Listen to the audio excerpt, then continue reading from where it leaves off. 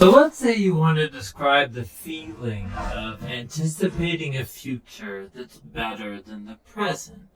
You might be giddy or excited or maybe unsure, but most of us know that experience.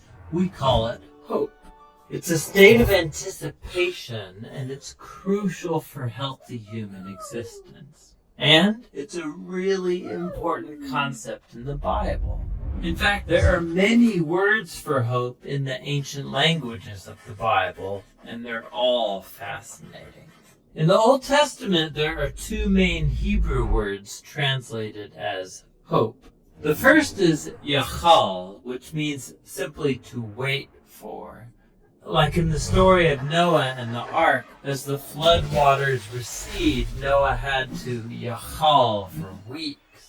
The other Hebrew word is kavah, which also means to wait. It's related to the Hebrew word kav, which means cord. When you pull a kav tight, you produce a state of tension until there's release.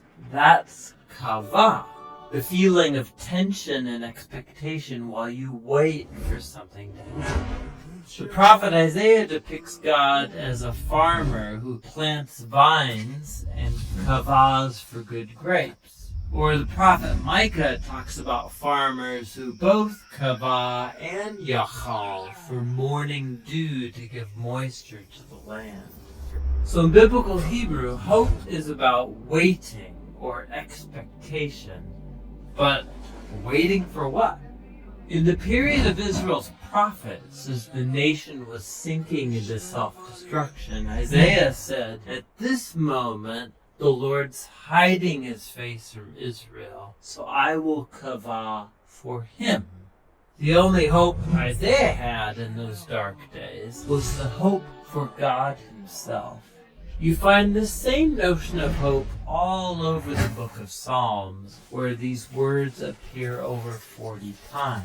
In almost every case, what people are waiting for is God. Like in Psalm 130, the poet cries out from a pit of despair, "I kavah for the Lord. Let Israel yachal for the Lord, because he's loyal and will redeem Israel from its sins." Biblical hope is based on a person, which makes it different from optimism. Optimism is about choosing to see in any situation how circumstances could work out for the best. But biblical hope is not focused on circumstances. In fact, hopeful people in the Bible often recognize there's no evidence things will get better, but you choose hope anyway. Like the prophet Hosea, he lived in a dark time when Israel was being oppressed by foreign empires, and he chose hope. When he said God could turn this valley of trouble into a door of hope, like the day when Israel came up from the land of Egypt. God had surprised his people with redemption back in the days of the Exodus, and he could do so again. So it's God's past faithfulness that motivates hope for the future. You look forward by looking backward, trusting in nothing other than God's character. It's like the poet of Psalm 39 who says, "And now, O Lord, what else can I kavah for? You are my yachal." In the New Testament, the earliest followers of Jesus cultivated this similar habit of hope. They believed that Jesus' life, death, and resurrection was God's surprising response to our slavery to evil and death.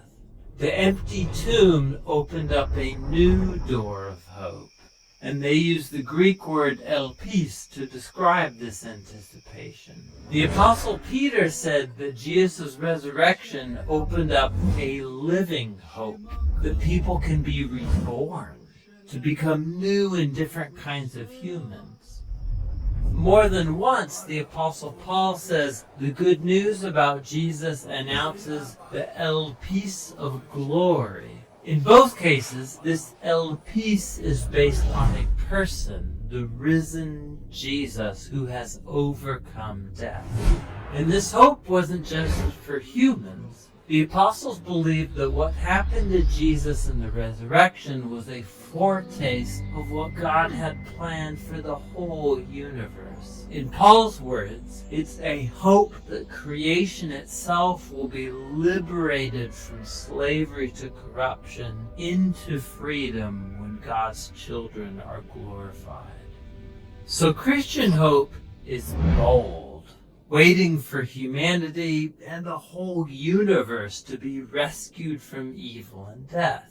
And some would say it's crazy, and maybe it is. But biblical hope isn't optimism based on the odds. It's a choice to wait for God to bring about a future that's as surprising as a crucified man rising from the dead.